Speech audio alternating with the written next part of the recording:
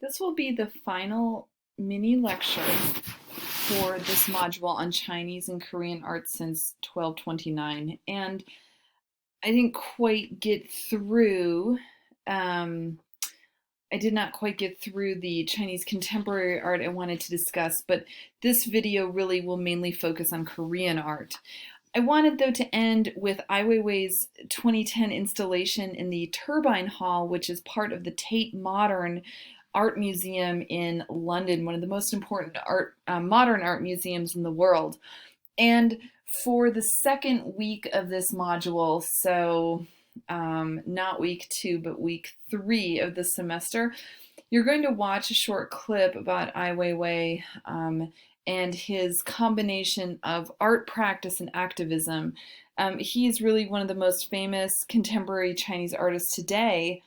And what you see in this fascinating installation is that you have millions of tiny sunflower seeds. They are perfectly life-sized sunflower seed husks, but in fact, they are intricately hand-crafted in porcelain. Every single seed, and there's about 100 million seeds here, is individually sculpted and painted by a whole team of porcelain artists who worked in small-scale workshops in the Chinese city of Jingdezhen.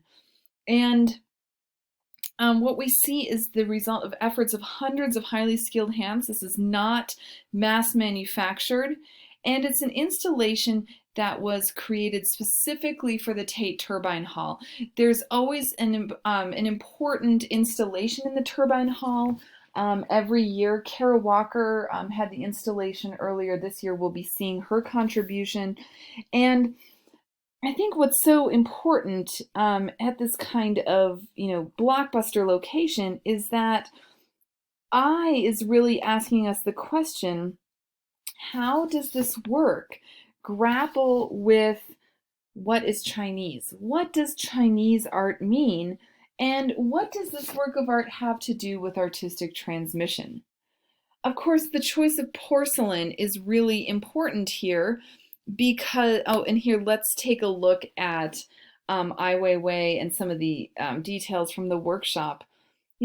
Porcelain is almost synonymous with China. He took something that is so traditional, so quintessentially Chinese, and he creates millions of these little sunflower seeds. And I think that also that process too really invites us to look more closely at the made in China phenomenon and the geopolitics of economic exchange today, that China produces so many goods that are then purchased and consumed in Europe and North America, and really the rest of the world. This is, I think, also we can think about transmission of this artwork on another level, that photos of this work that were spread through social media, that there's different, when we talk about transmission today, it takes place across all sorts of different platforms.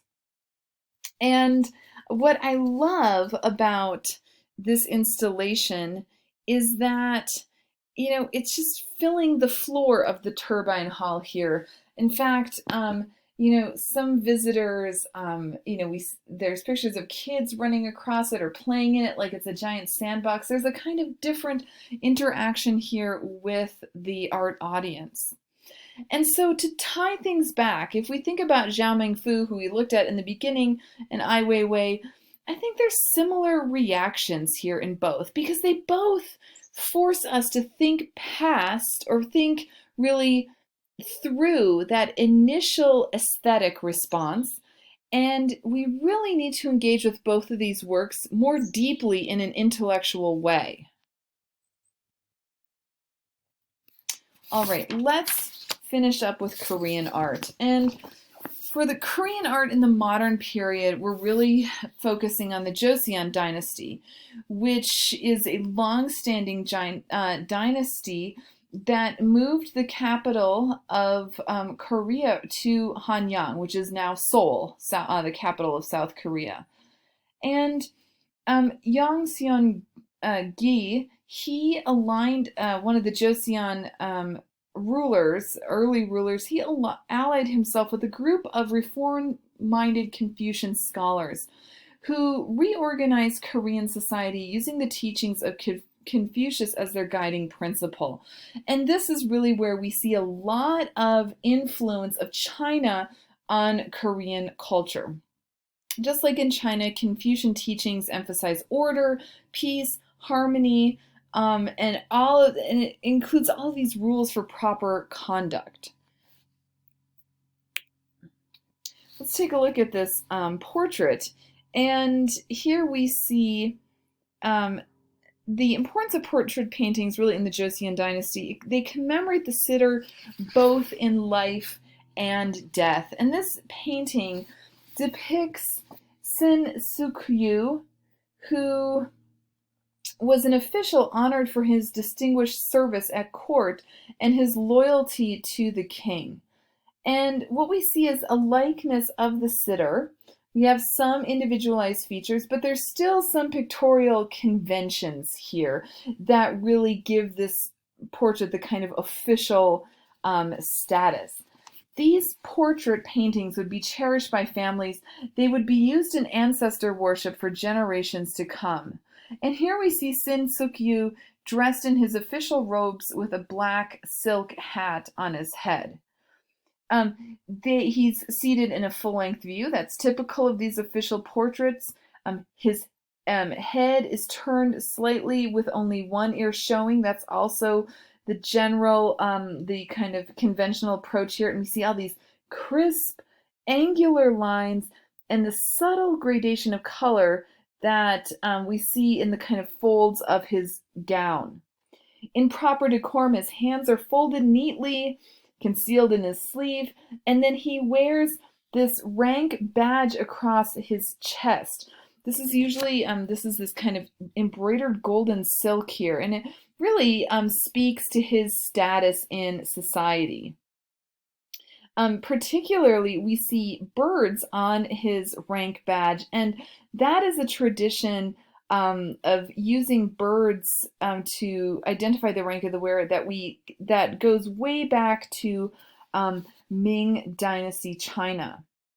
There's also all of this careful attention to the sitter's face. We see a few wrinkles, a sense of the bone structure, and that was important always in Korean portraiture, that the face could reveal important clues about the subject. We also see a tradition of landscape painting in Korean work, and this, of course, is the indebtedness to China as well. But a very different style we see in Jeong Seon's panoramic view of the Diamond Mountains. I love these kind of rocky, jagged, geometric peaks, very, they really, this is an actual mountain range in Korea named the Diamond Mountains, and I think we do really get a sense of the kind of steepness and the jaggedness of this landscape. Jeong Seon's work was widely recognized in Korea, and he loved returning to the Diamond Mountains in his landscapes. There's over 100 that survive in his body of work, and he loved to paint the kind of seasonally changing contours, the different colors that appear at different seasons, different times of day.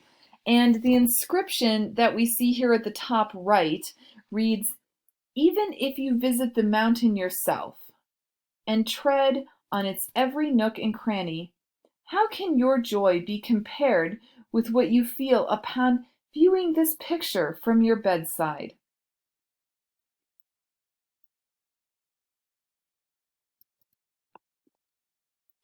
This type of globular porcelain jar is known as a moon jar. And just like in China, ceramics has a long tradition in Korea. And the white glaze color is significant because it suggests these Confucian virtues of honor, honesty, morality, purity, and this moon, the moon jar here, this kind of rounded form, was thought to represent fertility and the gentle qualities of women. From 1600 on, porcelain really came to dominate the field of Korean ceramics because there was a strong preference for the color white. So not the kind of cobalt and white porcelain of the Ming Dynasty in China, but really this kind of pure aesthetic. This ends our module. And so I encourage you to use these mini lectures and refer to them as you need.